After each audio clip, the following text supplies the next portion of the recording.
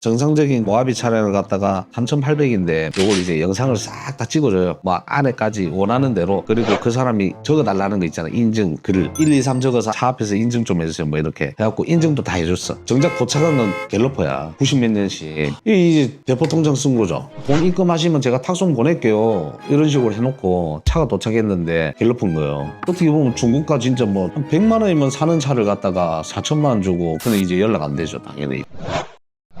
안녕하십니까. 저는 새론탄정 대표 김태익입니다.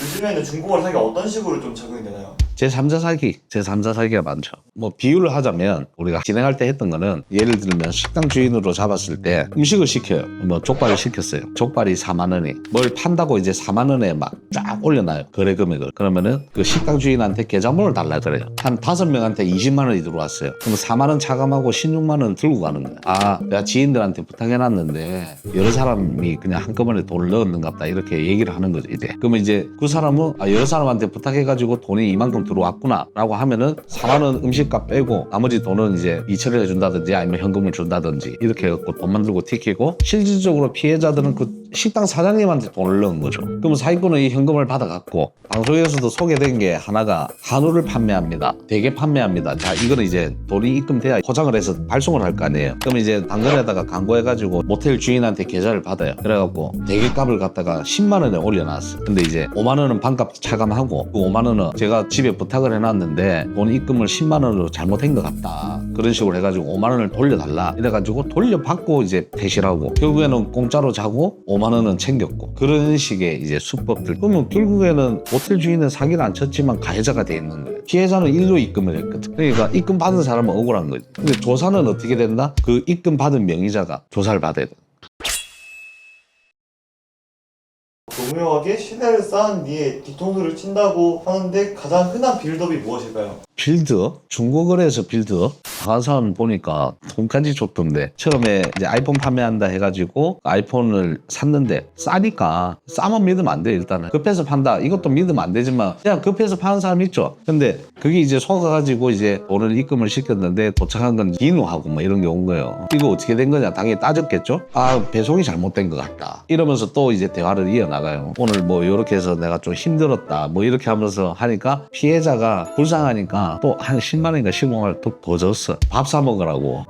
그런 경우도 있었어. 그래갖고 아이폰이 하나가 더 남는데 어떻게 이거는 차라리 제가 뭐 택배를 잘못 발송했으니까 죄송해서 이거는 좀 더 싸게 해서 좀 판매를 하면 어떻겠냐 이런 식으로 이제 해가지고 추가금을 또 받고 또 안 보내고 결국에는 그렇게 해갖고 다수한테 해가지고 그 사람이 결국엔 구속이 됐는데 앞전에 이제 동종 정가도 좀 많더라고요. 이거를 못 끊는가 봐요. 중고거래 자체로 사기치는 애들은 동종 정가가 많더라고요. 알고 보니까 한 사례는 자기 아들내미인데 중고거래로 해가지고 사기를 쳤고 다 소액이잖아요. 중고거래는 뭐 크게 못하니까 한 300만 원 사기를 쳤어. 그러면 얘가 또 이제 구속이 됐어. 그러면 이제 부모님이 또 합의를 또 봐줘요. 또 풀려나요. 그럼 또 나와서 또 사기를 쳐요. 이걸 반복을 하더라고. 부모님은 또 갚아주고 그냥 부모님한테 용돈 받아 쓰면 되잖아요. 그냥 차라리. 근데 그게 안 되나 봐요. 이 희열이 있나 봐. 걔들한테는 뭔가 속였다는.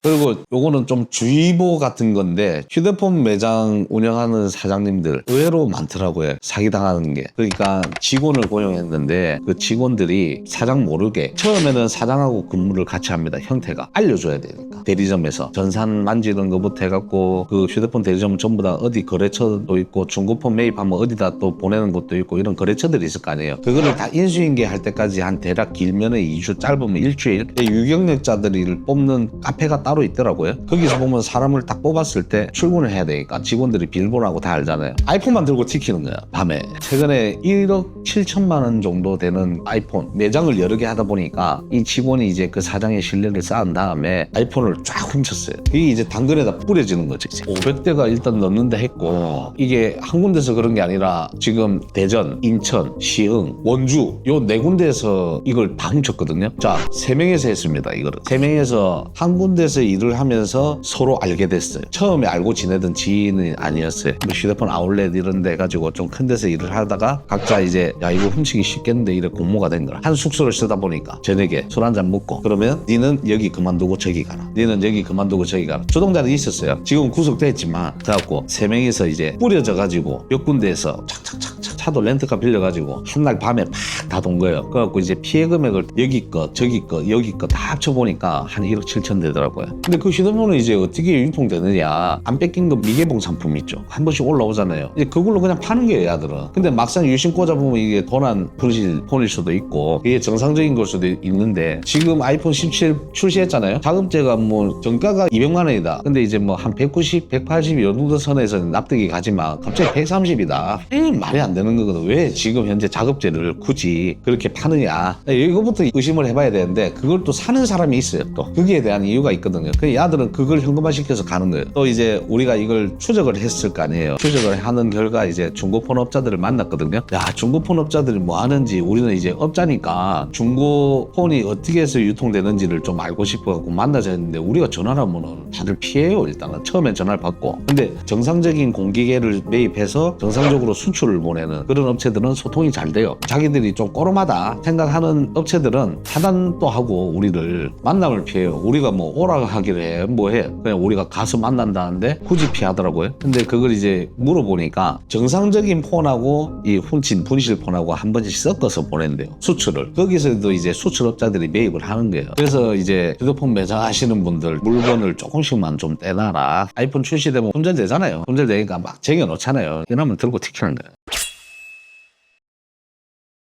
중고거래 그 환전하는 거 좀 말씀해 주세요. 환전요? 환전 불법 사이트 캄보디아나 동남아에서 굉장히 많거든요. 우리나라에서도 도박하는 사람이 많다는 거죠. 그러니까 바카라 사이트나 이런 데서 이제 리딩방 이런 것들 전부 다 이제 불법적으로 이제 사기를 친 거잖아요. 대부분 보면은 그럴싸해요. 이게 개인 명의를 요즘에 안 써요. 요즘에 한도를 너무 잠가 놓으니까 은행에서 보이스피싱 때문에 이게 다 나는 피싱이라고 보거든요. 토토라든지 바카라든지 전부 다 결국에는 사이트도 막히고 이 사람 차단시키고 블랙으로 만들어버리고 이렇게 해가지고 사기를 쳤어요. 그러면 그 돈이 이제 환전이 돼야 되잖아요. 그러면 우리나라에서 코인으로 요즘에 거래를 하는데 코인 들어온 금액에서 일정 수수료를 떼고 환전을 해주는 곳이 역삼에 많다.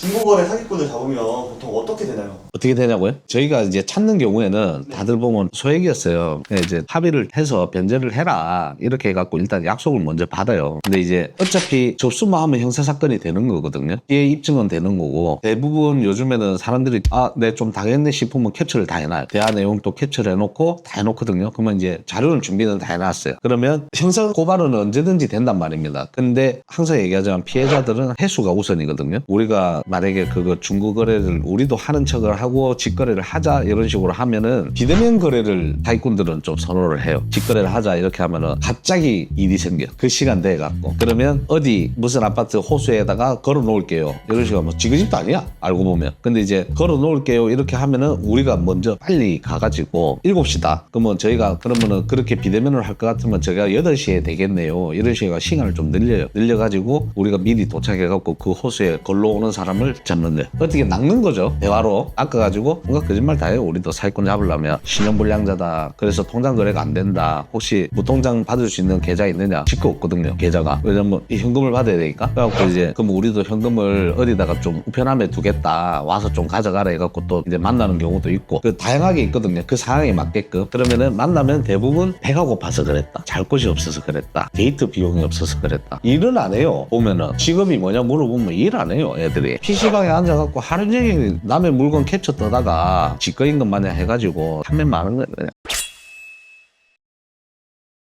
중고거래 사기를 당했을 때 이제 탐정을 고용해야 되는 이유. 고용해야 되는 이유는 개인적인 감정인데요. 자, 우리가 최저로 700원 사기당한 사람도 있었어요. 700원 사기당했는데 이거 잡을 수 있냐 이렇게 의뢰가 와요. 채팅으로. 그래갖고 하지 마시라고 그냥 한데 감정, 열이 너무 받는 거예요. 자기가 속았다는 거. 근데 소액이지만 우리를 고용해서 그 사람을 찾고 싶다 할 정도로 이제 감정이 악이 받친 거죠. 이거는 고소를 하는 게 아니고 처벌을 주기 위해서 자기가 직접 한번 만나보고 싶다는 거예요. 어떤 새끼인지. 도대체 어떤 인간이 이렇게 어떻게 사는지 궁금한 거예요, 그냥. 그래서 대부분 소액 사기인데도 이제 저희한테 맡길 때는 웬만하면 하지 말라고 하시죠, 그냥. 소위 말해 똥 밟았다 생각하고 그냥 이제 앞으로 그런 걸 좀 주의하시면서 거래하셔라 얘기를 하는데, 그래도 한다 이러면은 최대한 빠르게 우리가 사기꾼을 잡아가지고 대면을 시켜드리고 변제 약속을 받는 거.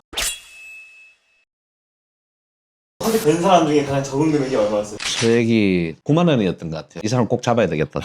그래 이제 우리도 전문적으로 막 어떻게 인력을 엄청나게 투입해서 찾는 것도 아니고, 그 사람 아이디를 달라, 닉네임을 달라, 또는 닉네임을 바꾸지만 수급이 똑같거나 이런 것들 좀 나름 찾아요. 찾아가지고 당근 어플에서 예를 들어 소고기를 팔았는데 소고기로 사기를 당했다. 그럼 소고기 판매점만 찾는 거예요. 아이디는 새로 팔 수도 있으니까. 왜냐면 사기를 쳤기 때문에 아이디를 바꿀 거란 말이에요. 대부분 보면은 사기치고 나서는 이제 탈퇴한 회원입니다 이렇게 뜨거든요. 그러면 이제 새롭게 아이디 팠는데 이제 수법이 비슷하다든지 가격대가 비슷하다든지 이러면은 우리가 한번 찔러보죠. 찔러서 나오면은 그냥 정식적인 금액은 안 받고 그냥 수급이 정도 받은 정도 있었어요. 한 30만 원? 감사합니다 정도? 왜냐면 우리 타지방이었기 때문에 걔가, 이 사람은 이제 서울에서 물건을 판매한다 얘기해가지고 사기를 당했거든요. 근데 알고 보니까 천안이었다든지, 그래갖고 천안에서 만나자 해가지고 직거래 유도를 해가지고 찾아온 경우, 이렇게 해갖고 찾아서 대면을 시켜드리고 약속은 그것까지 받아냈죠. 저희가 30을 받았으니까 요 30만 원까지 엎어서 네 찾는 비용 네가 내라, 그건 얘기는 했죠. 그러니까 그거는 피해 회복을 해드려라 이렇게 해갖고 이제 약속을 받아가지고. 중고거래 사기가 끊이지 않는 시대에 우리가 잃어버린 것은 무엇이라고 생각하시나요? 세상 자체는 좀 팍팍하죠. 근데 사기치는 사람들도 두둔하는 건 아니에요. 그러면 안 되는 방법이긴 한데 취업난도 있고, 근데 고생을 안 하려고 해요. 꼭 보면은 문신 없는 아들, 동네에서 힘없는 아들, 이런 아들이 보면은 주로 만나보면 그래요. 좀 힘든 애들. 그리고 가정형편도 좀 어려워요. 그러니까 자꾸 생계형으로 중고거래를 이용해서 사기를 친다면, 요즘에 힘든 일을 안 하려 한다는 게 좀 정답이죠. 뭐 어떻게 좀 제대로 된 일을 안 하려고 어디 갇혀서 일하는 거 싫어하고 이러다 보니까 자꾸 쉽게 돈을 좀 건질 수 있는 그런 걸 찾다 보니까 중고 사기를 하는 것 같고, 문신 있고 이런 아들은 다들 사이트, 코인 이런 거 환전하고 뭐 이런 일만 좀 하는 것 같고.